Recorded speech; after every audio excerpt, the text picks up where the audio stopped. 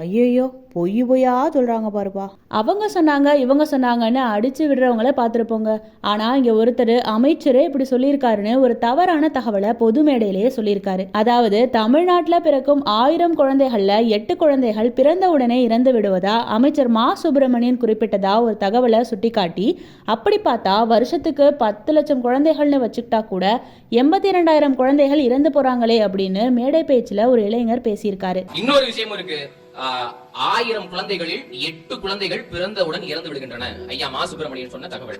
லட்சம் குழந்தைகளில் 8200 குழந்தைகள் இறந்து விடுகின்றன, பிறந்து இறந்து விடுகின்றன. காரணம் இந்த ஊட்டச்சத்து குறைபாடு.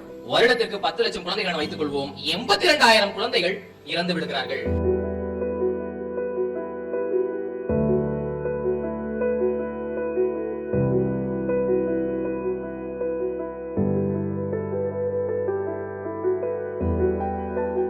இந்த தகவல் தவறானதுன்னு தமிழக அரசு இதற்கு மறுப்பு தெரிவிச்சு ஒரு விளக்கமும் கொடுத்திருக்காங்க. அதன்படி தமிழ்நாட்டுல குழந்தைகளின் இறப்பு விகிதம் வருடந்தோறும் குறைந்திருக்கிறதா ரிப்போர்ட் ஒண்ணு வெளியாயிருக்கு. அதுல 2021 22 அந்த ஆண்டு காலகட்டத்துல 1000 குழந்தைகள் பிறந்தா அதுல 10.4 குழந்தைகள் அப்படின்ற விகிதத்துல அந்த இறப்பு இருக்கதாகவும் குறிப்பிட்டிருக்கு. அதே போல அடுத்த ஆண்டான 2022 23 அந்த ஆண்டுக்கு 1000 குழந்தைகள் பிறந்தா அதுல 10.2 குழந்தைகள் இறக்கதாக அந்த விகிதம் இருக்கு. தொடர்ந்து 2023 24 ஆண்டுல இந்த விகிதம்ங்கிறது 8.27 குறைந்திருக்கு. அதே போல 2024 தற்போது வரை இந்த விகிதம் என்பது 7.8 இருக்கு. இப்படி தமிழ்நாடு அரசு தனது உண்மை கண்டறியும் இணையதளத்துல இந்த விஷயங்களை குறிப்பிட்டிருக்காங்க. மேடையில பேச வாய்ப்பு கிடைச்சதுன்னு வாய்க்கு வந்ததெல்லாம் பேசக்கூடாதுப்பா தம்பி. இதுல தெளிவான அறிக்கை எதுன்னு தெரிஞ்சுக்கிட்டு பேசணும்.